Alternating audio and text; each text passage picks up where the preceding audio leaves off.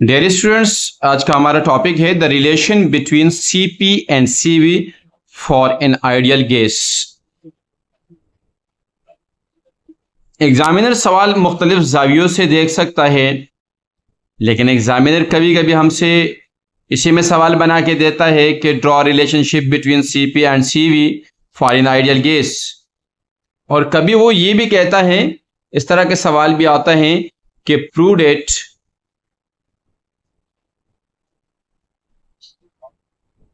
CP minus CV is equal to R। और ये ऐसे भी वो दे सकता है, यानी सवाल कुछ यूं भी आ सकता है कि CP is equal to CV plus R। तो वो किसी भी जाविये से सवाल दे सकता है। स्टूडेंट्स, हमारे पास दर हकीकत में दो किस्में होती है मोलर हीट कैपेसिटी की। एक को कहते हैं CP, और ये जो हमारे पास CP है ये मोलर हीट कैपेसिटी है, molar heat capacity, but at constant pressure, eight constant pressure. C वही C है, लेकिन P जो साथ लगा है ये कांस्टेंट प्रेशर के लिए, यानी C मोलर हीट कैपेसिटी है और P जो है ये कांस्टेंट प्रेशर के लिए है। बिल्कुल इसी तरीके से CV, इसका मतलब होता है molar heat capacity at constant volume. इसका मतलब ये हुआ कि हमारे पास यहां पर जब हमने मोलर हीट कैपेसिटी मालूम करना है तो प्रेशर को कांस्टेंट रख देना है इस प्रोसेस में, और इसमें वॉल्यूम को कांस्टेंट रख देना है। सो वी विल सी कि हमारे पास इन दोनों का डिफरेंस दर हकीकत में यूनिवर्सल गैस कांस्टेंट के बराबर आता भी है कि नहीं आता है। एक्सपेरिमेंट ये शो करता है कि इन दोनों का डिफरेंस दर हकीकत में इसके बराबर आता है। आइए इसको प्रूफ करते हैं।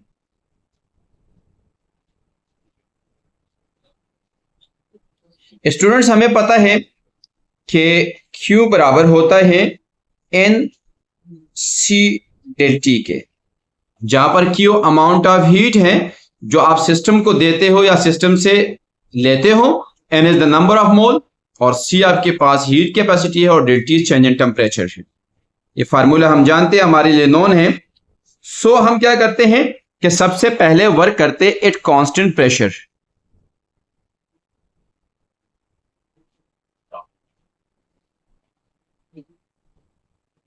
और जब हम कांस्टेंट प्रेशर की बात करेंगे तो हमारे पास आएगा Q P is equal to NCP del T। वही फार्मूला है। मैंने क्या सब्सक्रिप्शन में PP लगा दिया, ये शो करता है कांस्टेंट प्रेशर प्रोसेस को। ये दर हकीकत में अगर हम देखते हैं तो ये मेरे पास दर हकीकत में जब कांस्टेंट प्रेशर के ऊपर आप सिस्टम को एनर्जी देते हो तो चेंज इन एनर्जी वाक़या होता है। ये दर हकीकत में मैं इसको रिप्लेस कर सकता हूं चेंज इन एंथैल्पी के साथ। So change in enthalpy del H is equal to NCP del T, यानी ये मेरे पास बराबर है डेल H के, और डेल H दर हकीकत में क्या है, चेंज इन एंथैल्पी। और मैं अगर मुख्तसरन समझा दूं, ये चेंज इन एनर्जी है। अब एनर्जी थर्मोडायनेमिक्स के अंदर हमने पढ़ा था, इसमें वर्क डन भी आता है, इंटरनल एनर्जी भी आती है, और भी बहुत सारे फॉर्म्स आती हैं। अब हम क्या करेंगे, एट कांस्टेंट वॉल्यूम बात करेंगे, और जब कांस्टेंट वॉल्यूम के ऊपर हम बात करेंगे तो सिंस वी नो, हमें वो भी पता है कि हमारे पास होता है Q V is equal to NCV del T।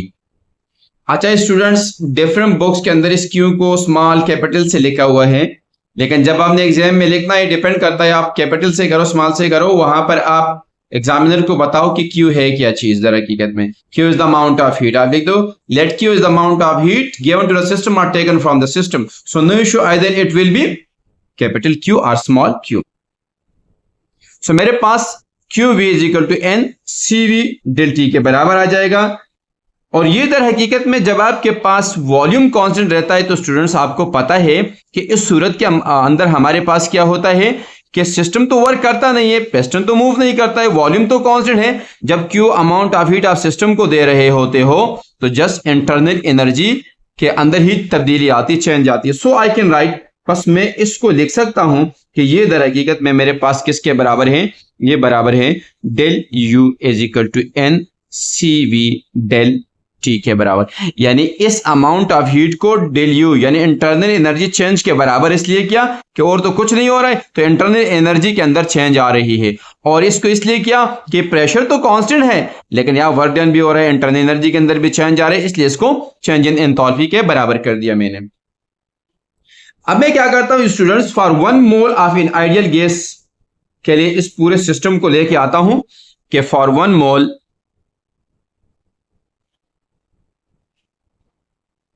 of an ideal gas यानी n will be just a mole, 1 mole। इसका मतलब ये हुआ कि मेरे पास n इक्वल टू 1 यानी नंबर ऑफ मोल्स कितने हैं मेरे पास, 1 ही है। सो स्टूडेंट इस सूरत के अंदर हमें पता है कि del H is equal to del U plus del PV। अगर हम देखते हैं तो ये इक्वेशन दर हकीकत में फर्स्ट लॉ ऑफ थर्मोडायनामिक्स है। ये मेरे पास डेल एच दर हकीकत में डेल क्यू है और ये इंटरनल एनर्जी चेंज है और ये मेरे पास दर हकीकत में डेल डब्ल्यू है, वर्क डन है। ये फर्स्ट लॉ ऑफ थर्मोडायनामिक्स के मुताबिक मैंने लिखा है कि डेल एच बराबर है del U plus del PV। So student मैं इसको लिख सकता हूं कि del H is equal to del U plus और मैं क्या कर डेल, और आपको पता है जनरल गैस इक्वेशन के मुताबिक कि PV बराबर होता है nRT। N1 है, हमने 1 कंसीडर किया है तो सिर्फ मैं क्या लिखता हूं, इसको RT लिखता हूं। मेरा मतलब कहने का ये स्टूडेंट्स कि जनरल गैस के मुताबिक आपको पता है कि PV is equal to nRT होता है, लेकिन 1 मोल के लिए अगर हम बात करें तो PV बराबर होता है RT के। और अगर डेल की बात हो रही है तो दोनों साइड पे डेल लगा दीजिएगा, यानी चेंज की बात हो रही है और यकीनन चेंज अकर होते हैं। तो ये मेरे पास क्या हो जाएगा, del H is equal to del U plus R constant है, R में कोई तब्दीली नहीं आ सकती, उसको मैंने बार किया, और ये डेल T क्या मैंने यानी चेंज इन टेम्परेचर की मैंने बात की। सो अब हम क्या करेंगे, जो वैल्यूज हमारे पास मौजूद हैं उन वैल्यूज को हम यहां पुट कर देंगे। हमारे पास डेल एच की वैल्यू मौजूद है और डेल एच की वैल्यू मेरे पास है डेल एच बराबर है N C P del T. तो putting values in this equation, so C P del T. मैं इसमें से एन नहीं लिख रहा हूं कि मैंने कंसीडर किया है for 1 mole of an ideal gas, तो 1 में फिर एन 1 हो जाएगा, तो लगाने की जरूरत नहीं है मेरे पास, इसलिए सी पी डेल टी बराबर है सीवी डेल टी। यानी यहां आप देख रहे हो कि डेल यू मेरे पास बराबर है, यही del U change in internal energy n CV del T, और साथ में ये आर और ये del T. Students CP del T को मैंने यहां लिखा, डेल टी को मैंने कॉमन कर दिया बाहर, मेरे पास सीवी प्लस आर है जाएगा। सो मैं इन दोनों को आपस में कैंसिल कर जाता हूं और CP is equal to CV plus R। अगर एग्जामिनर ने ये पूछा है हमसे तो हम इसको यहां ही छोड़ देंगे और नीचे एक स्टेटमेंट लिख देंगे कि heat capacity at constant pressure is equal to the sum of CV plus R, यानी universal gas constant, the sum of universal gas constant and heat capacity is at constant volume. और अगर examiner हमसे ये कहता है कि भाई ये वाला प्रूफ करें, तो हम क्या करेंगे, इसको इधर लेके आ जाएंगे, तो CP minus CV is equal to R, तो ये भी मेरे पास प्रूफ हो जाएगा। और स्टूडेंट्स याद रहे कि एग्जामिनर आपसे ये सवाल भी पूछ सकता है कि ये जो मेरे पास डिफरेंस है, मतलब इस तरह का सवाल भी आ सकता है कि the difference of the molar heat capacity at constant pressure, difference at constant volume universal gas constant के बराबर होता है, ये भी साबित करें। इस तरह का भी सवाल आ सकता है, सवाल किसी भी जाविये से वो दे सकता है, यानी इन दोनों के डिफरेंस यूनिवर्सल गैस कांस्टेंट के बराबर करे, इन दोनों का सम इसके बराबर करे, या सीधा वो बोल सकते हैं कि रिलेशनशिप ड्रॉ करे, तो कुछ भी आ सकता है। लेकिन है ये सिंपल सा, छोटा सा, आसान सा, सिंपल सा है। इसको समराइज करता हूं, एक दफा देख लिया आप। सबसे पहले ये फार्मूला हमें पता होना चाहिए।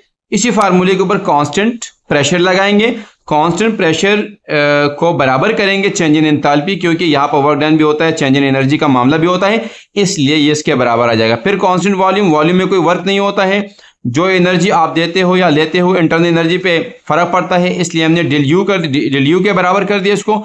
1 मोल के लिए रिलेशनशिप ड्रॉ करेंगे फर्स्ट लॉ ऑफ थर्मोडायनामिक्स के बराबर, ये डेल क्यू बराबर है del U plus del W के।